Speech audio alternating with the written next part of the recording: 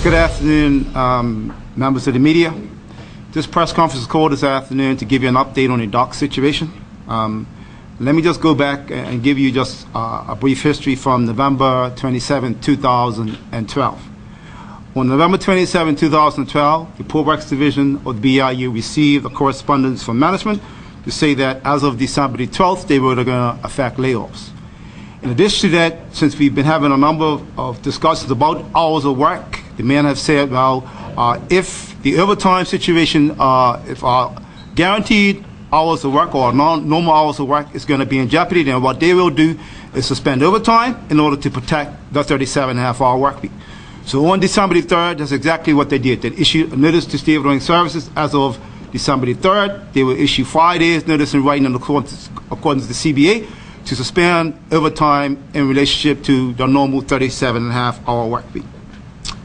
On November the 12th, 2012, the Minister of Economy, Trade and Industry then, the Honorable Patrice Miners, was able to get an injunction against stevedoring services from instituting the layoff as of December the 12th, and that was as a result of a letter that she sent out on December 7th saying that the matter has been referred to arbitration. Based on that, the workers decided on December the 11th to lift the suspension of overtime because the matter had been referred to arbitration. Once the minister got the injunction on the 12th of December to say that stevedoring service could no longer affect the layoff, and from our point of view, we understood that stevedoring service was going to go and try to get the injunction lifted.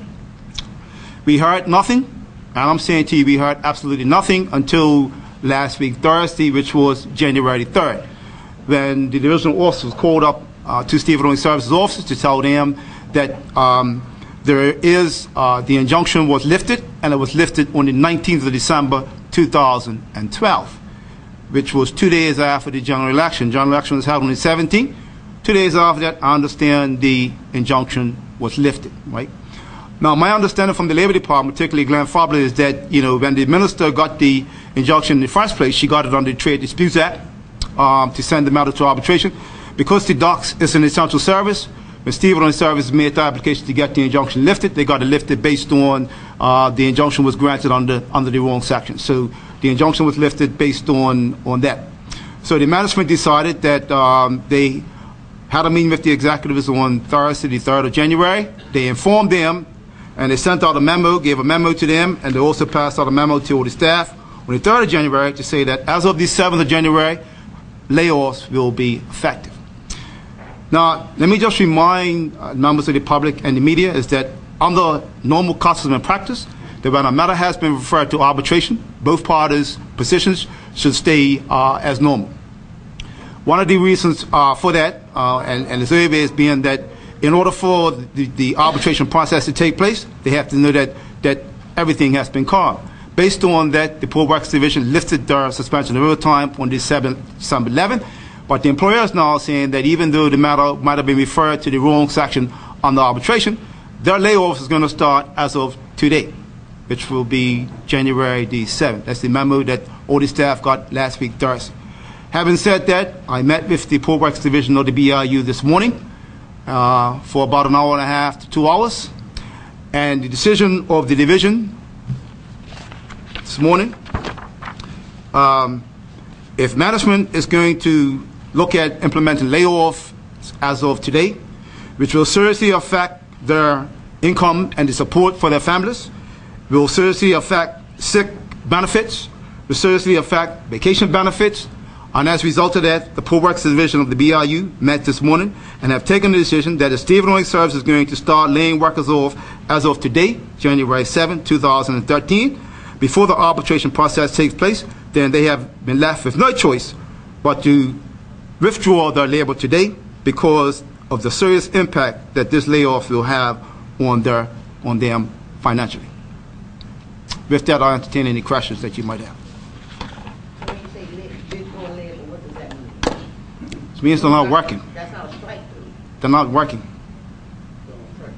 And so when you say layoffs as of today, did they indicate how many layoffs? Like, did somebody get notice that they'll be laid off as of today and for how long? Basically, what the management had requested was a gang structure and a number of men for today.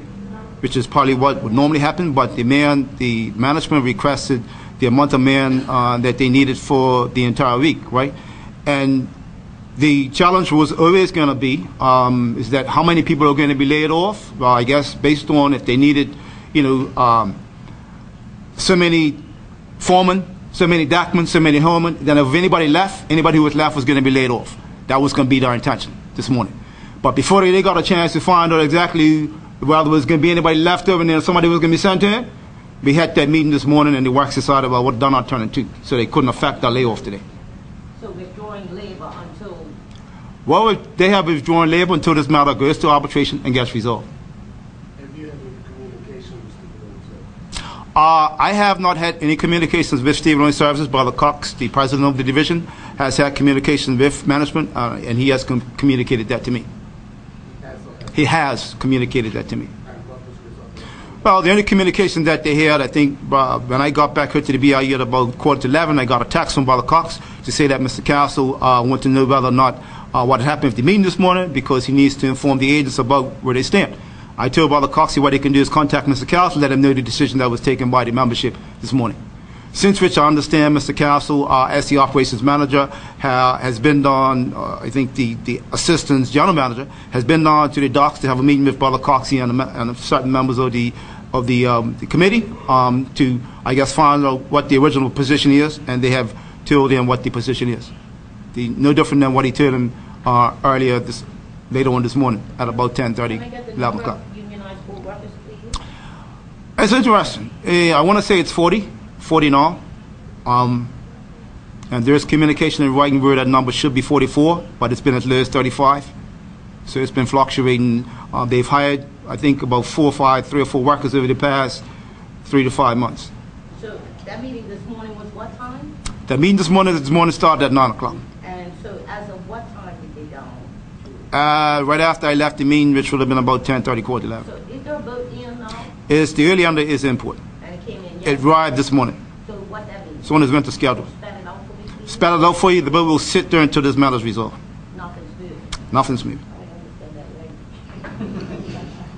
So, Mr. Glover, given that we have had no discussions apart from with the Steve Loan Services, this can be described as understanding. Well, Mr. Webb, I think that you could probably look at it that way. I kind of thought that before now, whether it was the government, the new OBA government, or the Labor Department, somebody by now would have reached out to the BIU and say, or Steve Loan Service, we need to have a meeting, guys, amongst the minds to see whether maybe you can get this matter resolved. It's now 3:15 in the afternoon.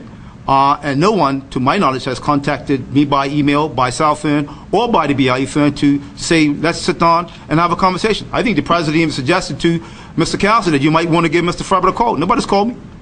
Nobody's called. So, in the end, people are going to look at the BIU as the heavy.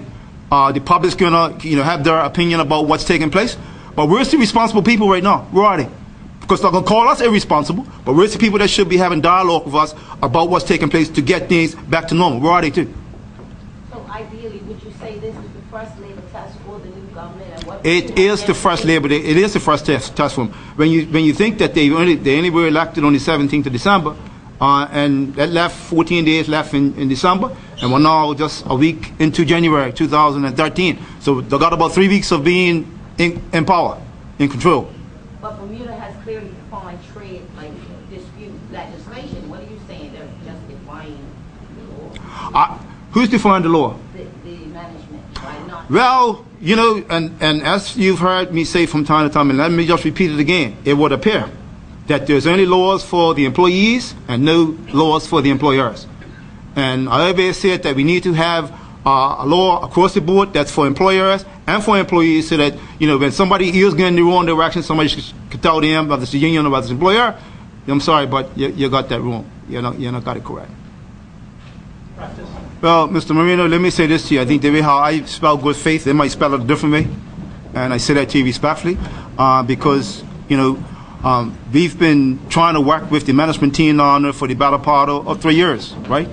And if I can use last week Thursday as an example, whilst the Poor Workers Divisional Committee was upstairs or on the way upstairs last week, Thursday, the management team was sending out this memorandum to our members.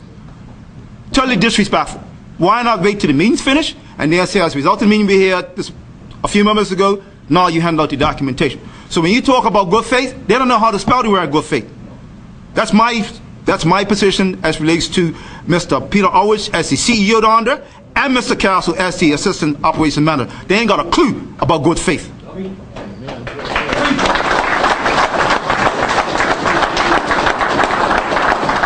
Conciliatory return towards Stevenage service. Well, Mr. Webb, when I look at what my members at the Poor Works Division have done for the past 3.5, 4 years with Stevenage services, we've already done that. We've gone over and beyond that.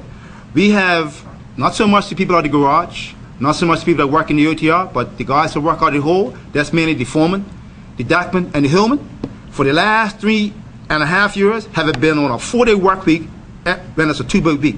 So we've been doing what we can to try to work with management through these issues. We've asked Mr. Owens and his team on a number of occasions, let's see if we can build a much better working relationship. And no matter how many times we ask for this kind of stuff to take place, it appears that when they get the bull by the horns to go left, they're going left, and nobody's going to tell them back the other way. So the BIU is willing to sit down and work with our social partners, but we're not here to be taken advantage of. I made that point crystal clear. We're to work with you, but when you start taking advantage of us, then you're going to see another side of us. And look at the BIU over the past almost 5 to 10 years now. Look at it. Our members have accused us of not being as proactive as we used to be. Why? Because we've been trying to work with employers. And we'll be getting the short end of the stick from our members for a while now, For a while now. That's since before Brother Derek left. And since for these 6 years and a bit that I've been here. So we've been trying to do all of that. Wage freezes in hotels, layoffs in certain other areas. All this kind of stuff has been happening over the past 3 to 5 years. So we've been doing what we can to work with our social partners. So when they talk about BI, you don't understand business and all that kind of stuff, I say to those people, not being naive, Not anyone's being naive, not me. I'm not being naive. I know exactly what I need to do and why I need to do it. And I'll have no problem telling my members, you're going the wrong way, I'll tell them you need to go the other way. No, it's still their choice in the end if they still want to go the other way, But I will advise them as the leader from time to time which direction I think they should go. But it's still their choice as to if they want to go another direction. Mr. Philbert, Mr. Peter Ovich, the CEO and General Manager of Stevedoring Services, has issued a statement saying that the BIU held an unscheduled meeting this morning, and workers have not returned to work, and the company views this action short of a strike in an essential service as per the Labor Relations Act 1975, and the company intends to reach out to the minister. How do you respond to that? Well, Mr. Moreno, let me say this to you, right? I am not surprised that Mr. Ulrich put that statement out. Mr. Ulrich appears to be stuck on this issue of a regular industrial action to show a strike. If I tell you today, or when I looked at some of the correspondence that Mr. Ulrich has been sending out since December 6, 2012, that this current action, meaning the suspension of overtime by the Poor Works Division of the BIU, Mr. Otis has also got some legal advice, and they have declared that a regular industrial action short of a strike. So what they're saying is that the workers in the country right now has no more rights. If the employer wants you to work 80 hours a week, $100 a week, you should be there at their beck and call. Forget about your normal hours of 35, 37, half, or 40. What they're saying is that, so I am, once again, not surprised that he's taken that statement. Not surprised.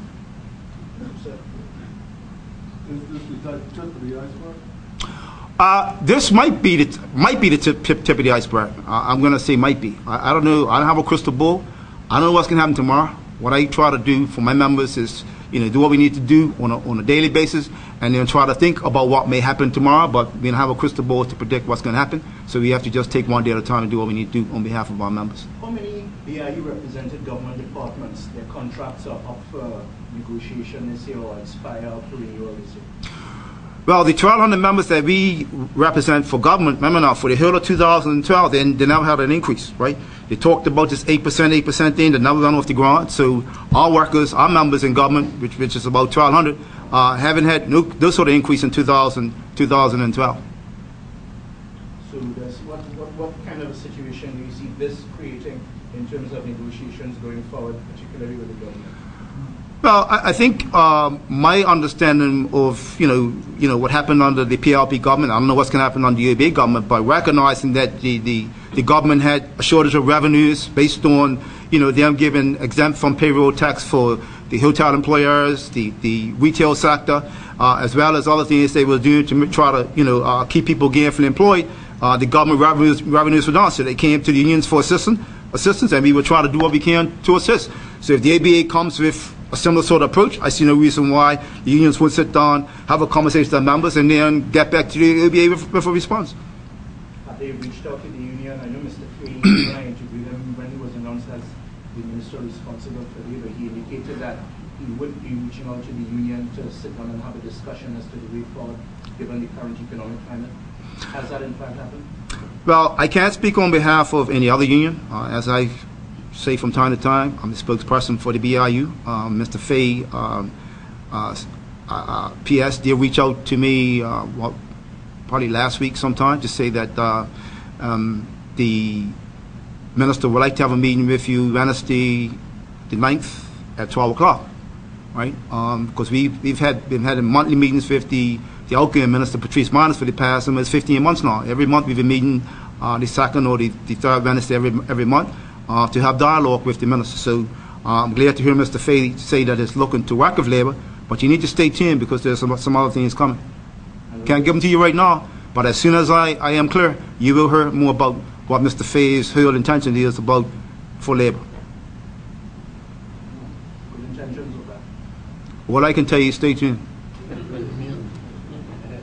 So if you had to put a word on this, it's down to, Put a word on this? like on this action, it's down to, but they're saying the other side is in short of a strike. So if you had The workers, Ms.